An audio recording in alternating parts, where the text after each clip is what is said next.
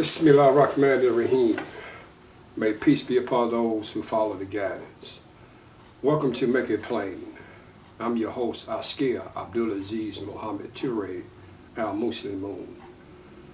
My objective is not to be sarcastic towards any person or any group or entity, but my objective is to be in compliance to the rules of fairness and equity. Today's topic is going to be on pointing fingers.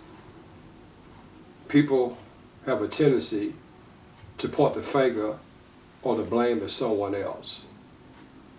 In Islam, the Prophet Muhammad, may peace be upon him, said that when you point a finger at somebody, you got three fingers pointing back at you.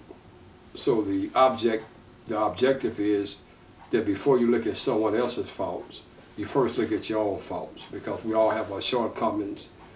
We all commit our transgressions. We all are not perfect human beings. So before you look at the faults of someone else, you look at your own self first. You can't look at the faults of other people because other people do things that's injustice.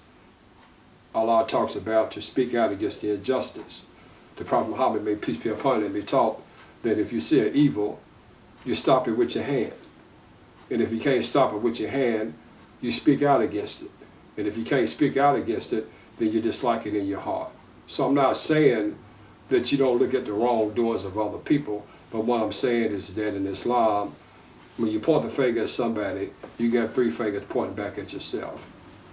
So what this topic is primarily is dealing with people of different nationalities, people of different so-called races. We're all part of the human family. But it's different. I'm talking about primarily in this particular case is the foundational Afro-American.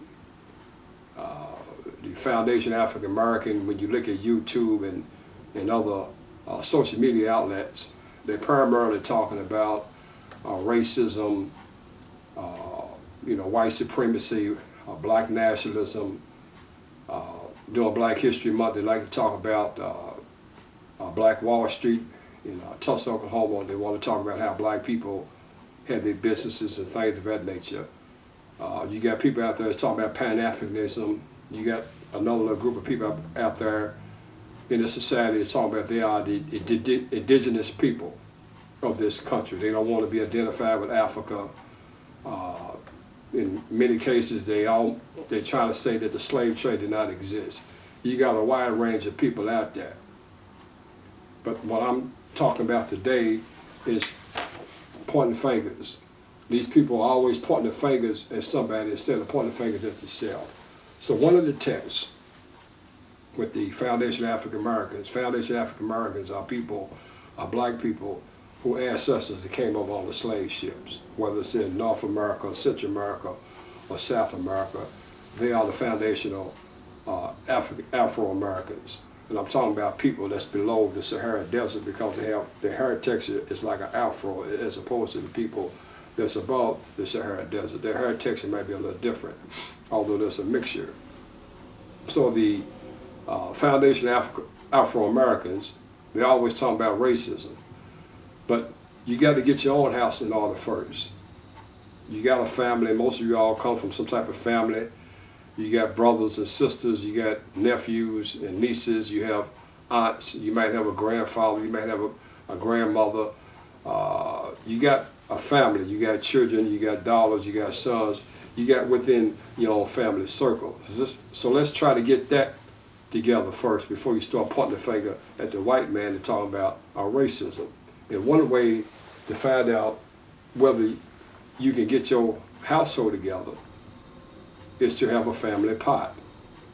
A family pot is that you can bring, for instance, you can bring 10 people together within your family, and each person will agree to put $20 a week in that family pot. And then within 12 months, you will have $9,600. You have, within your own family, you have established a savings and loans bank within your own family circle. If you can't establish that, they don't put the blame on the white man, because the white man did not cause you not to bring your family together. You can't get your house together. If you can't get your house together, then don't be pointing the finger at the white man. So what you're trying to do, this is a test. No matter what ethnic group that you're from, whether you are North America, South America, Central America, try to establish a family pot.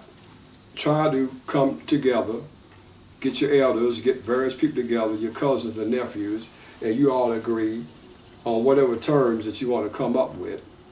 You agree that you will put $20 a week in that pot. I mean, you can establish a bank account, but no one can take their money out unless it gets 2 signatures. You know, you want to do it legally. You want to have things be organized.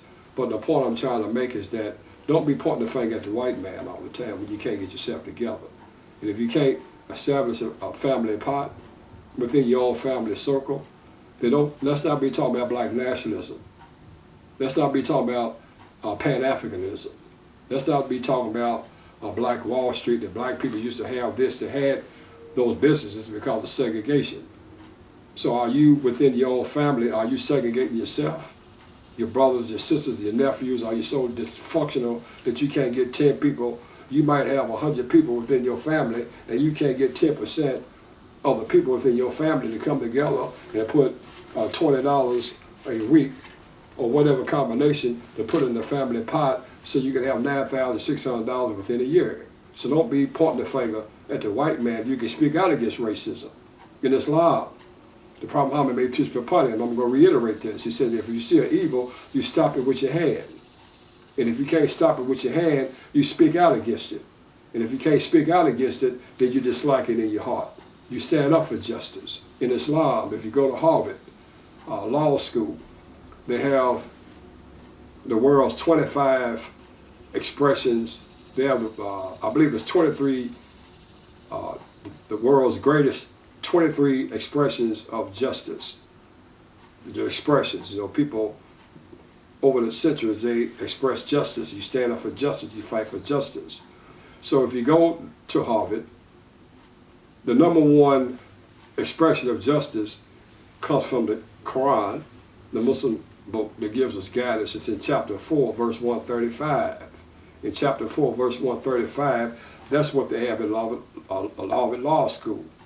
It's the greatest expression of justice the world has ever known. So you stand up for justice, even if it's against yourself, and even if it's against your family member. This is what the verse is basically saying. You can look it up. So I'm not saying not to speak out against injustice. I'm just saying stop pointing the finger at the white man in this particular society where you can't get your own house together. Try to establish a family pot, whether it's $10 a week, $20 a week. Some within the family can give more, some can give less. But if you can't establish that, let's not be spending your time talking about I'm indigenous, or I'm a Pan-Africanist, or I'm a, the Black Wall Street, or black nationalism, or you white supremacy and white supremacy this. Islam is against all of that. Islam is anti-racism, it's anti-nationalism, it's not about Pan-Africanism, it's not about that. It's about taqwa.